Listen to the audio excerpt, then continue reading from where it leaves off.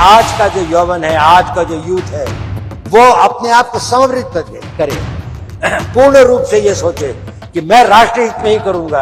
अगर मेरे छोटे मोटे इंटरेस्ट हो भी, चाहे कुछ हो, उनको मैं नजरअंदाज करूंगा, वो बात की बात है। अभी तो देश को बनाना है। जब तक जनता के अंदर में वो विचार नहीं आए, वो सेंटिमेंट क्रिएट नहीं होगा, राष्ट्र भाव का सेंटिमेंट क्रिएट नहीं होगा, जहां पर आप अपनी सभी इच्छाओं को गौण करके राष्ट्र हित को सर्वोपरि समझे, तब तक राष्ट्र का निर्माण और राष्ट्र का विकास और राष्ट्र सुरक्षा संभव नहीं है। भारत अभी वहां नहीं पहुंचा जहां उसे होना चाहिए।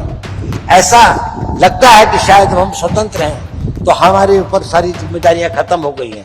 आज भी भारत को बाहर से भी और अंदर से भी बहुत अधिक चुनौतियां हैं। और ये पुणे तो एक धरती है, इसके अंदर में ये वीरों की धरती भी है। यहां पर छत्रपति महाराज, शिवाजी महाराज, पेशवा बाजीराव, मालाजी मासुरे, मोरारजी भाई देशपांडे जैसे कई वीर योद्धाओं ने अपनी वीरता का वो उदाहरण और वो मापदंड रखे हैं जो इतिहास में एक अद्वितीय है। मैं इस मंच पर यहां पर आकर अपने को एक बड़ी ही असमंजस की स्थिति में समझता हूं। मैं धन्यवाद देता हूं माननीय गृह मंत्री जी का, मुख्यमंत्री जी का, उप मुख्यमंत्री का, सभी लोगों का जिन्होंने मेरे बारे में कहा। सत्य क्या है ये तो शायद मुझे भी नहीं मालूम पूरा। मेरे बारे में आप ऐसी धारणा रखते हैं, मैं इसके लिए आपको नमन करता हूं। मेरे पास शब्द भी नहीं है कि मैं आप लोगों को धन्यवाद दे सकूं।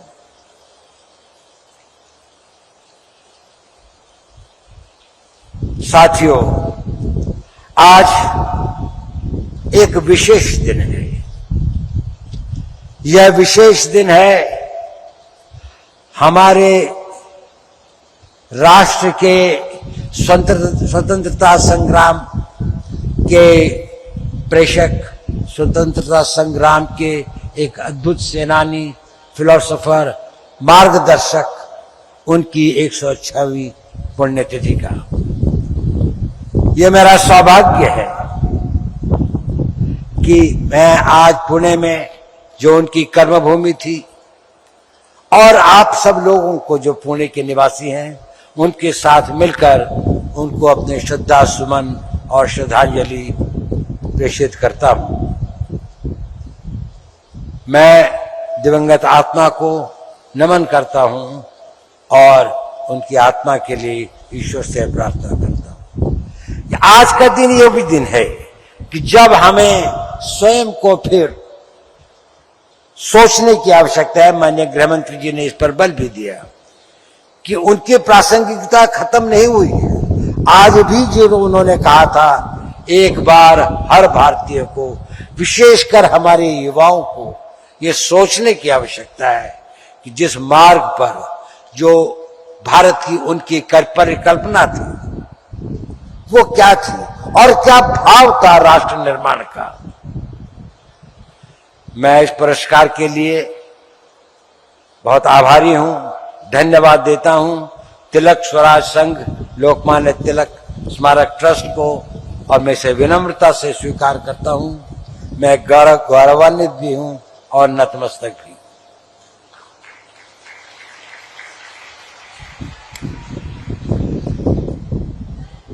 लोकमान्य तिलक जी के जीवन को समझना, उनकी गहराइयों को देखना, उसके लिए उस समय के काल, उस समय के मजबूरियां, उस समय की दयनीयता को शायद हम लोग उसकी कल्पना नहीं कर पाते। विशेषकर जो हमारा युवा वर्ग है, वो सोचता है शायद भारत हमेशा ऐसा ही था। जिसे हम स्वतंत्रता कहते हैं, शायद उनको लगता है कि स्वतंत्रता केवल वह करने की जो आपकी इच्छा है। स्वतंत्रता ये नहीं थी। जिन लोगों ने स्वतंत्रता के लिए अपने प्राणों को न्यौछावर किया, जिन लोगों ने इसके लिए संघर्ष किया, जिन लोगों ने हमें इसका नेतृत्व दिया। लोकमान्य तिलक उसके सिरमौर थे, उसके उनका जो व्यक्तित्व था, उनका जो समय था, उस वक्त तक वो आवाज उठाने की हिम्मत बहुत लोगों में नहीं थी। लोगों में एक त्रासदी थी, एक पीड़ा थी, एक वेदना थी, एक करा रहा था समाज। लेकिन जो चाहते भी थे कुछ बोलना, वो यही कहते थे कि हम किसी तरह से कोई रास्ता निकालें, बातचीत करके, इनके कुछ संयम का प्रयोग करके, लेकिन वो कठिन रास्ता मुकाबला करके और इसको जीत के ले। ये शायद ये इसका नेतृत्व और इसका भाव उन्होंने ही देश को दिया।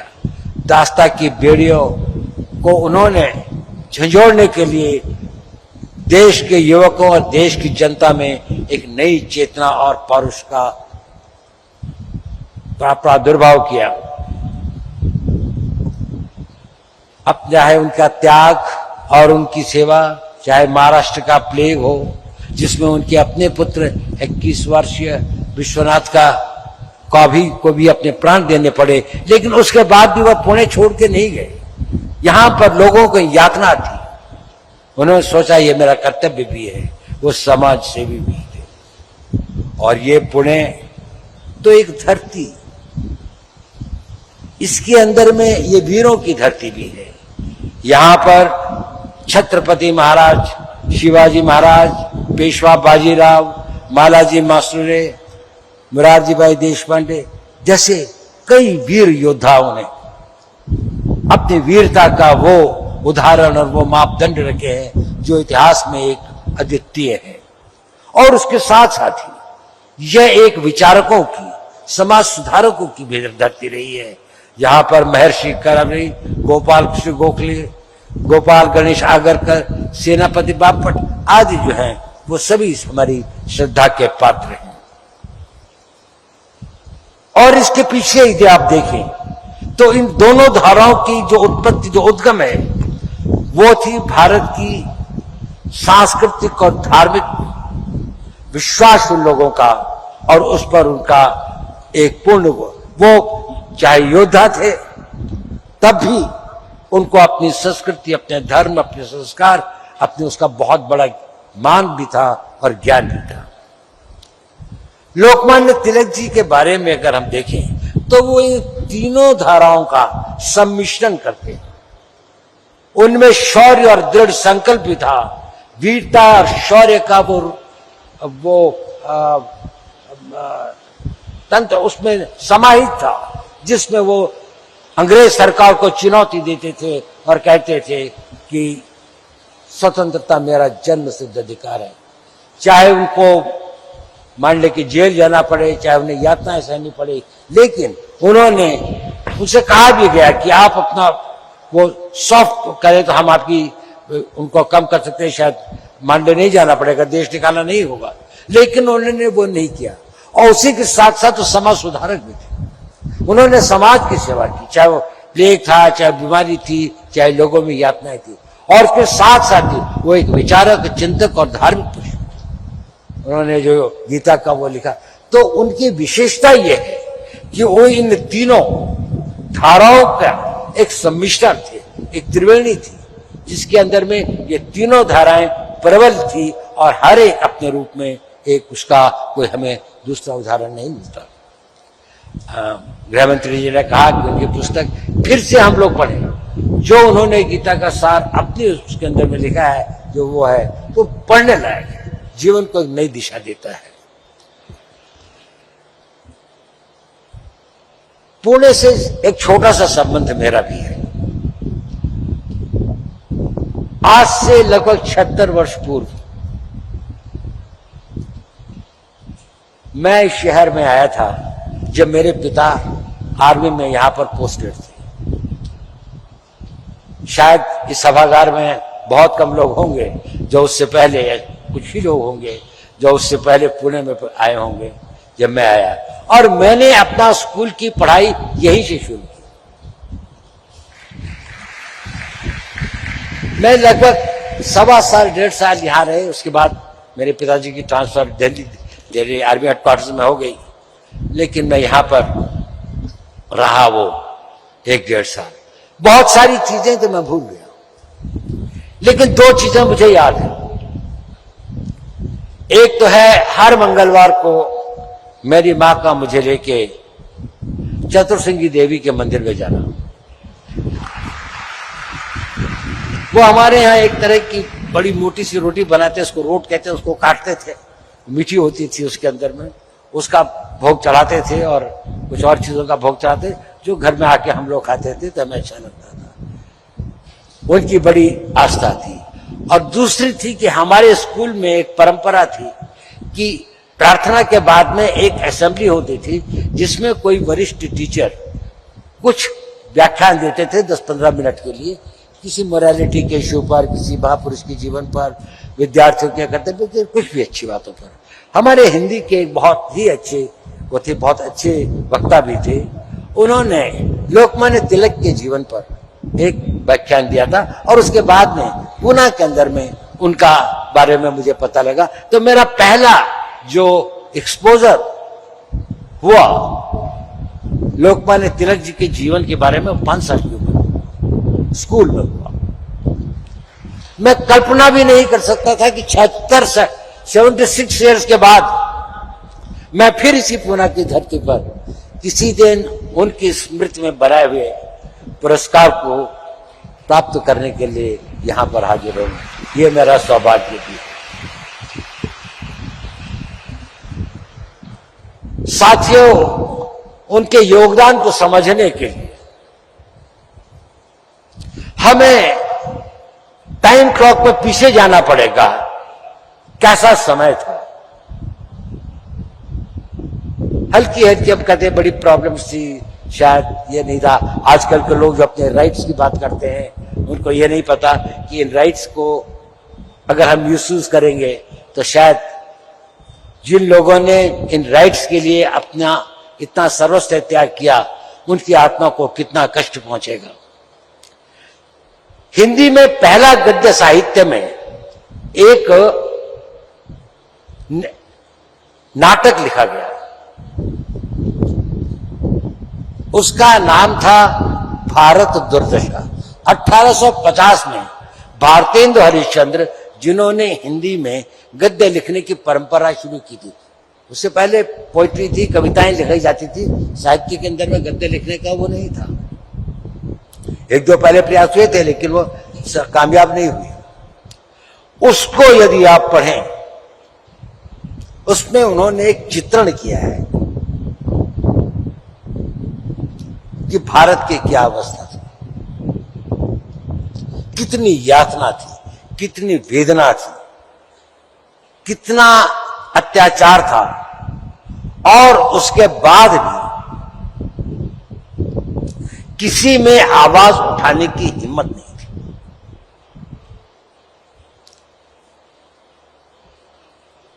उस अत्याचार में अंग्रेजों का वो तो था ही, लेकिन उसके साथ साथ हमारा देश के भी एक वर्ग था जो शायद इस बात को नहीं समझता था कि देश की स्वतंत्रता और उसके लिए वो अपने निज स्वार्थों के लिए उसका अपोजिशन करते हैं या उसको स्वीकार करने को तैयार नहीं है। चाहे वो छोटे जमींदारी थी या रजवाड़े थे, ये थे, उन इलाकों में तो और भी अधिक होता। भारत की उस दुर्दशा के काल में देश के विभिन्न भागों में एक वो शुरू हुई, लेकिन एक सबसे बड़ी जो प्रारंभ हुई एक स्ट्रीम, वो महाराष्ट्र में थी, और जिसका नेतृत्व जो है वो लोकमान्य तिलक जी ने किया। उन्होंने केवल ये नारा नहीं दिया कि स्वराज मेरा जन्मसिद्ध अधिकार है और मैं इसे लेकर रहूंगा, ये उनका सिंहनाद था। ये एक नए इतिहास की रचना का एक बड़ा विजन था, और इसमें महत्वपूर्ण स्पष्टता ये तो था ही कि मैं स्वराज मेरा जन्मसिद्ध अधिकार है, उससे बड़ा जो वाक्य, जो क्लॉज था वो ये था, और मैं इसे लेकर रहूंगा। ये धारणा जो थी उनकी, ये विश्वास जो था उनका, और ये मनोबल जो था उनका, वो चाहते थे कि देश के हर नागरिक का ऐसा ही मनोबल बने कि मैं इसे लेकर ही रहूंगा। हमें बताया गया है कि आज भी वो बहुत प्रासंगिक हैं। यदि अगर वो आज होते तो क्या कहते, तो हमें क्या नया स्लोगन देते, एक नया युद्ध घोष देते, तो शायद वो कहते कि भारत को सशक्त और विकसित बनाना मेरा जन्म सिद्ध कर्तव्य है और मैं इसे करके ही रहूंगा। आज का अगर हमारा यूथ, आज का अगर हमारा भारत का हाल हो कि अगर इतने कष्ट, इतनी सदियों की पीड़ा के बाद अगर देश को आजादी मिली है, तो मैं इसको शक्तिशाली बनाकर ही रहूंगा। मैं इसे जीवन के आखिरी सांस तक मैं इसके लिए जो भी कर सकूंगा करूंगा। इस भावना को अगर आज हम अपने समाज में, अपने युवाओं में, अपने आने वाली पीढ़ियों में अगर वो कर सके, तो ये हमारा बहुत बड़ा कंट्रीब्यूशन होगा।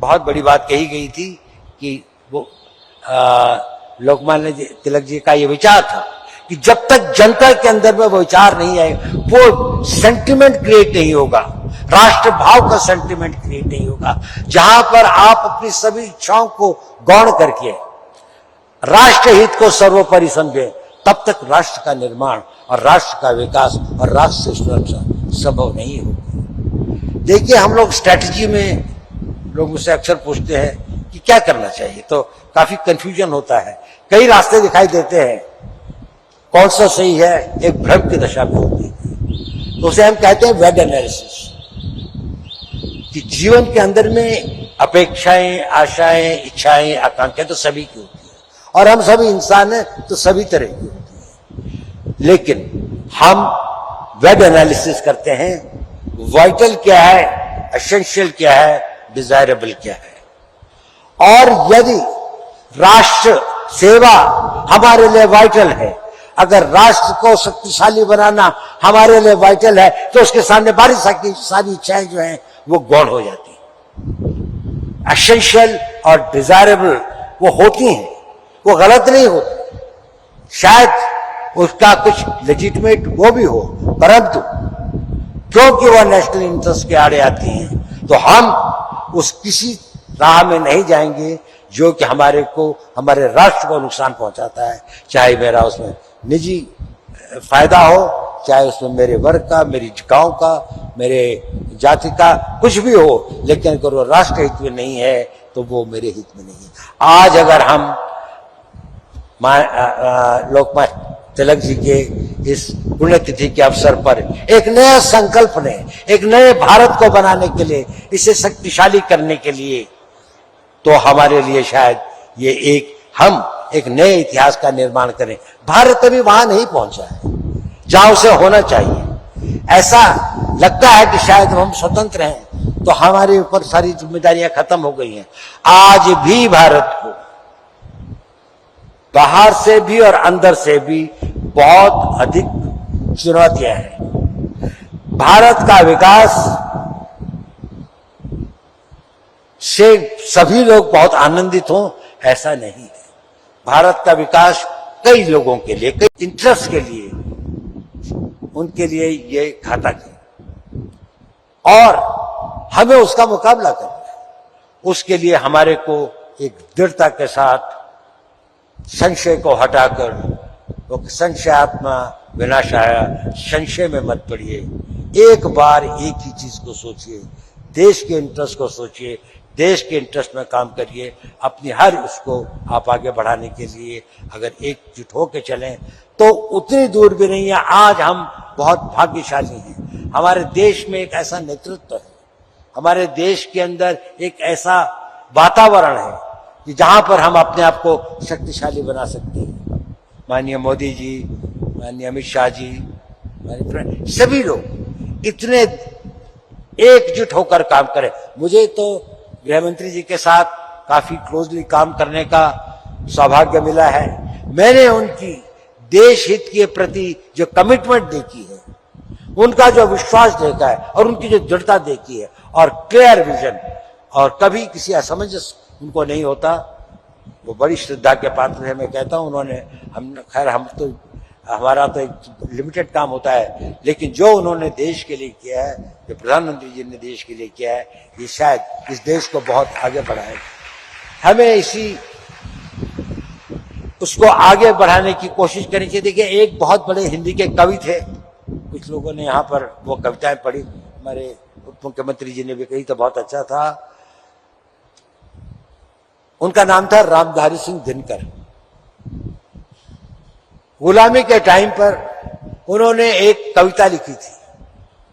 मैं चाहता हूं कि हम सब लोग समय मिले तो एक छोटी सी कविता है, 15, 16, 20 लाइन की, उसको पढ़े तो, और उसका नाम है आग की भीख।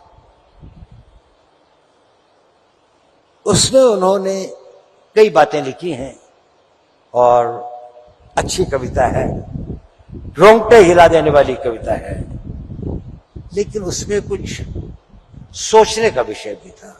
और कवि जो है ईश्वर से प्रार्थना कर रहा है, भीख मांग रहा है, वो ईश्वर से वरदान मांगने के लिए जाता है, तो कहता है क्या चाहिए मुझे, कि तम वेदिनी किरण का संधान मांगता हूं।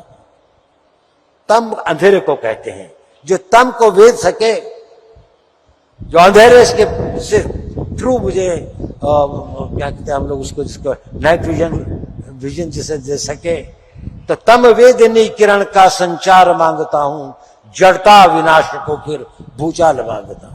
ये जो जड़ भाव है, जो कि आपको भ्रमित कर देते हैं, आपको उन दिशाओं में ले जाते हैं कि आप अपनी देश की, राष्ट्र की, मानवता की, समाज की जो सही दिशा है उसको छोड़कर आप निजी इंटरेस्ट की दिशा में चले जाते हैं, आप सेक्टेरियन इंटरेस्ट की दिशा में चले जाते हैं, चीप पॉपुलैरिटी में चले जाते हैं। विष का सदा लहू में संचार मांगता हूं, प्यारे स्वदेश के हित अंगार मांगता हूं। तो दिनकर की वो जो ललकार थी कि प्यारे स्वदेश के हित,